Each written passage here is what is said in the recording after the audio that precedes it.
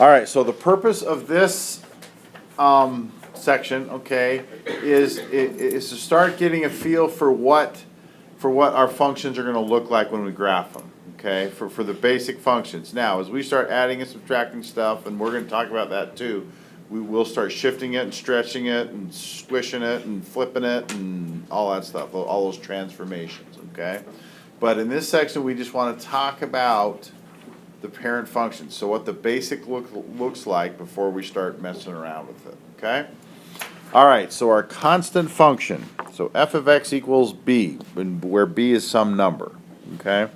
So if we say, let's say that number is 2. Whoa.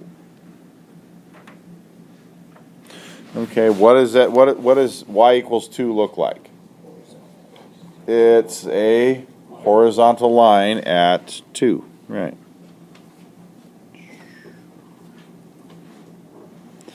So what's the domain of that function? All real numbers. Good. Negative infinity to infinity. What's the range? 2. The range is 2, or in this case, we'll just, for in general terms, we'll call it b.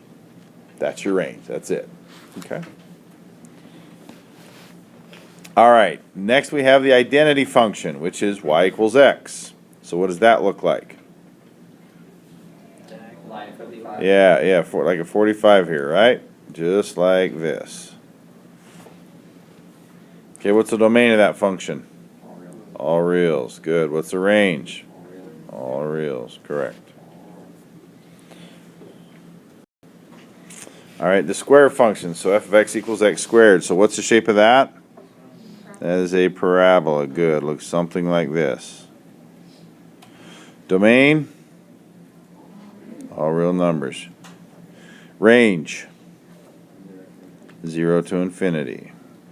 Is 0 included? Yes, it is. Okay.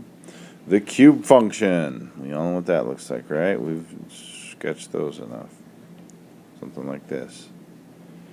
All right, domain. All reals. Range. Yep.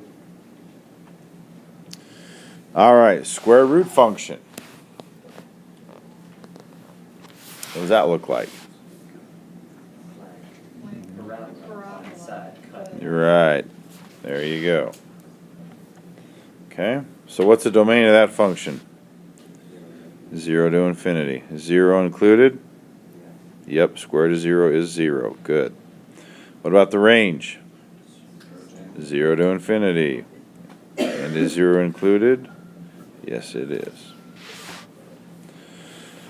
Okay, the cube root function. Yep, it's a cube function flipped on its side, so it looks something like this. Okay. So that function, domain, all real numbers. Range, all real numbers. Yep. Okay, now what we have, what we call the reciprocal function. Okay, 1 over x. Okay, now if you're not sure, you can always plot a few points real quick, right? So if x is 1, what's y? 1. If x is 2, what's y? 1/2. If x is 1/2, what's y?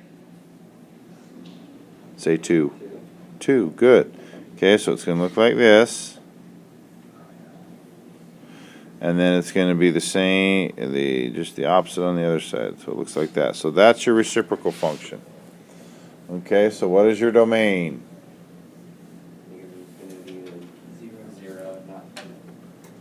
Correct. So this is basically x doesn't equal 0. Okay, what about your range? Same thing with y. Yeah, from negative infinity to 0 and 0 to infinity. Non-inclusive.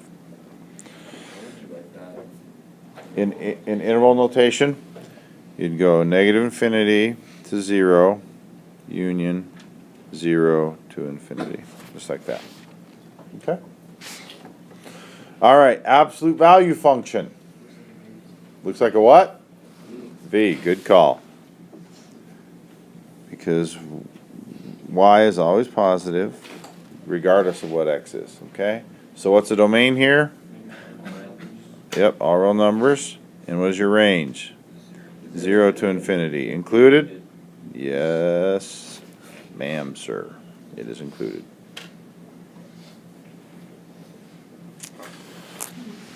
All right, the reciprocal square function. Okay. Well, we know the reciprocal function. We know what that looks like. Okay. So if x is square, so if x is 1, what's y? If x is 2, what's y? 1/4. If x is 1/2, what's y? Okay. All right. So that looks kind of similar. Now, if x is -1, what's y? 1. If x is -2, what's y? 1/4, right? So that one's going to look like this. Okay, domain.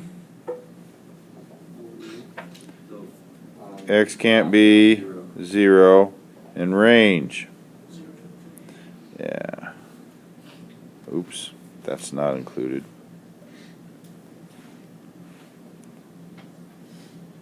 Zero to infinity. Nice. Okay, the greatest integer, or also what is called the step function. Okay? So let's talk about a step function for a minute. Okay, so step functions are actually pretty applicable in life. Okay?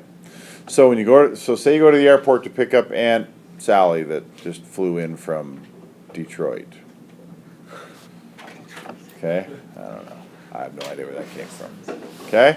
So if you just drive up there and she's at the curb and you pick her up and you drive off, how much do you pay? You're right, you don't pay anything. Okay, I'll educate you guys on the airport. Okay, now if you go and park in the big tower in short-term parking, okay, when you pull in there, you get a little card thing, okay, a little paper thing. Okay? Now if you are there for 30 minutes or less, you don't pay anything. Okay? Once you hit 31 minutes, then you pay $1. And that goes for the next half an hour. So if you're there from 31 to 60 minutes, you pay $1. Then if you're there 61 minutes, guess how much you pay? $2, right? Okay, so that's what a step function is. So from 0 to, well, in this case, from 0 to 1, okay, oh gosh. This is, okay, hang on. I'm gonna blow this up. Okay, so from 0 to 1 then, it is constant right there. Okay? Now, closed circle, open circle there, and then when we jump up to 1 minute exactly, then it's a closed circle there, and we go there till we get to 2 minutes, or 2 whatevers. Then we jump up and go to 3. Jump up, etc., etc. Okay, that's what a step function looks like. And it can also go, head the other direction as well. So like here, here, like that. Okay. All right, so now looking at that, what is the domain of my function? Yeah, my domain is all real numbers because at one of those 2 points it's always included. Now, what is the range? It's into the integers. Good. That's one reason it's called the greatest integer function, because your range is simply the integers. Last thing, let's talk about piecewise functions. Now, with piecewise functions, it's important to denote the domain, okay, or to denote the interval on which we use each piece of the function. So basically with this one, we're taking 3 different graphs and we're combining them together into one, okay? So let's show you how to read this. So let's look at the top line first. So y equals x when x is less than -1, okay? So I come here where x is -1, and we're going to put an open circle there because it's not equal to it, and we're going to go y equals x. Well, that's our identity function. Okay, so it looks like that.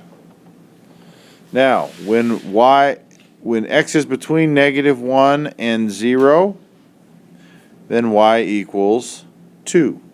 So I hop up to 2, and I go between -1 and 0. There's that part. And then the last part, y equals x squared when x is greater than 0. So I have an open circle there because it's not equal to it. And we have our x squared function. Okay.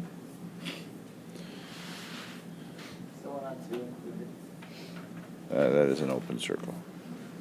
Okay. All right, so domain? Negative infinity, all real. Yeah, it's all real numbers. Yep, everything, and on a piecewise function, to find your domain, just look over here. Okay, so here x is defined when it's less than -1, and it's defined from -1 to 0, and then greater than 0. That's everything. It's defined everywhere, so your domain is all real numbers. What about your range here? Okay, from negative infinity to -1 included? Nope. And then from 0 to infinity. Nice. Okay.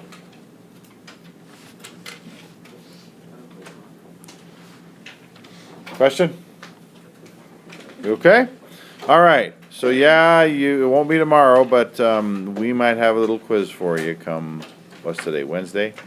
Friday. Ooh, good way to kick off the weekend, right? We'll see.